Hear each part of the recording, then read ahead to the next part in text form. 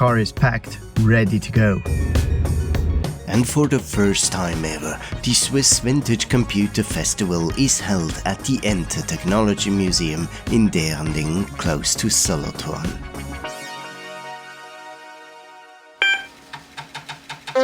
I love old computers, I love to collect them, I love to fix them.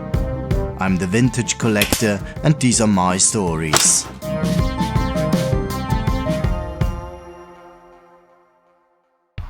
The committee, as well as the exhibitors, have been working for weeks already to prepare for the event, but on Friday it's all about setting up the venue.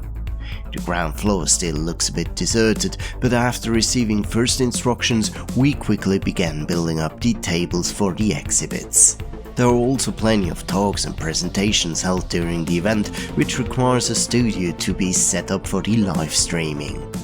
I was also happy to have my friend Steven join me for setting things up on site, as it was quite a dense schedule. And it didn't go without some glitches, like the MES SE30 once again showing zebra stripes. How many times more do I need to fix that machine? Though it was only a loose RAM module, so all fine. Almost at least, as I definitely had to remove the K-Pro 2 since it suffered a more critical breakdown. At least I was ready for the next morning before the first visitors dropped in. And there was lots to see, be that the famous NEX machines, of which unfortunately also the NEX Cube was unconditionally broken. Of course, there were plenty of opportunities to experience retro video games or do some multiplayer gaming at the LAN party booth.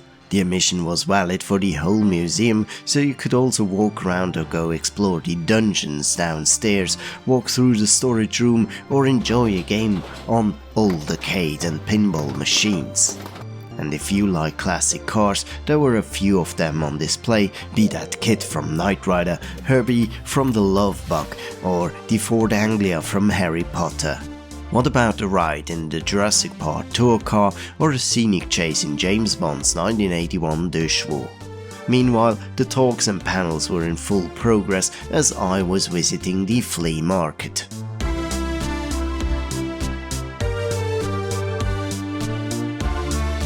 I was really tempted to get this as a single board PC for installing it into an industrial PC, but then again, not my current objective. But I did find an LK201 keyboard that goes with the DiLiberto terminal, and I tested it right away with my own terminal at the event. Good thing, as I have 3 terminals but only 2 keyboards. And Alisha from the Amiga User Group Switzerland donated me a working 1541 drive for the C64. Awesome, thanks a lot for this one. On display were also Josbjörg's Progress-Tabellen. He's acclaimed for documenting the first logarithmic scale in 1620 and for devising these mechanical calculators 400 years ago. As he worked with Johannes Kepler, the name patron of the Kepler Space Telescope, Bürgi used his Progress-Tabellen for astronomic calculations. One exhibitor also demonstrated a fully working replica of the Enigma made entirely from 3D printed parts. The Enter Museum also moved some exhibits downstairs to have them on display in the dedicated Swiss Computing History booth. Certainly, many people know Niklaus Wirth for Pascal Oberon Modeler 2 and for the famous Lilith computer built in 1980 at ETH Zurich. Other systems may be lesser known, like the Giga Booster, a supercomputer built by Anton Gunzinger in 1992. Only about 5 were ever made. Then there was the Smaky, a portmanteau of Smart End Keyboard, a home computer devised in 1972 at the EPFL, the University of Lausanne. Only a handful of Smaky 1 through Smaky 5 were produced until, in 1978, the company Epsitech was founded to produce the Smaky 6 for a total of 450 units. The Smaky would see several iterations through the following years, with the Smaky 100 in 1984 and the Smaky 130 in 1991, topping out at 1500 and 2000 units produced, with a clear focus on the Swiss educational market. and even though Silicon Graphics was based in Mountain View, California, their European headquarters was in Cortaillon, Neuchâtel, Switzerland. This is also where the machines for the European market were assembled between 1989 and 2001, and why 2 SGI machines sneaked into this Swiss corner. And have you ever heard about the Voyager? Nope, not that one, but this one here.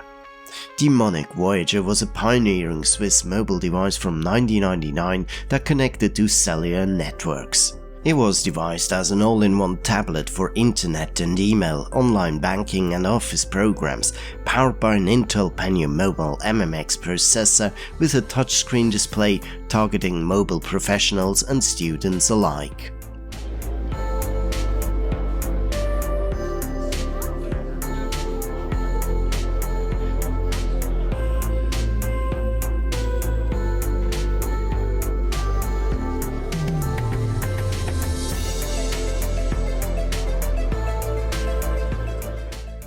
Meanwhile, my own booth centered around network evolution, starting to the left with the DEC PDP-11 replica and a serial terminal, the VT320. Terminals appeared as early as 1969 and provided a way for remotely working with the mainframes and mini-computers of the time.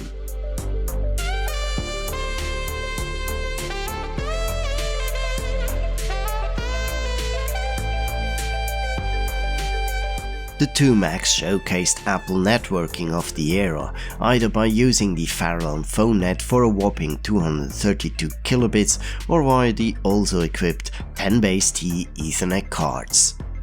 And while the travel-made laptop to the left showcased 90s real video streaming, I also brought a Raspberry Pi that connected the compact notebook for the sake of emulating an analog modem. So you could also experience a true 56 kilobit dial-up internet connection. The rack housed all the network gear needed for 10BASE-2, 10BASE-T and 100BASE-TX networks alongside a fully working token ring network. And if that weren't enough already, the Sunfire V120 came along with the Sunray Thin Client as a modern Ethernet-based evolution of the original serial terminal concept. The SGI-02 finally served as an example for 90s video telephony, although, truth be told, we couldn't get it working on site. Maybe next time round.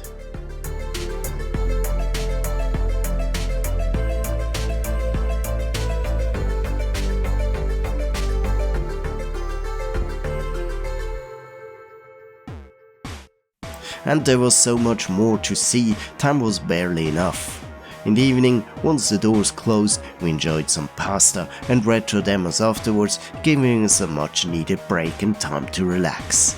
I'm the Vintage Collector, and this was my story about the Swiss Vintage Computer Festival 2025. Unfortunately, it's all over now, but one thing is for certain, VCFE will return in 2026.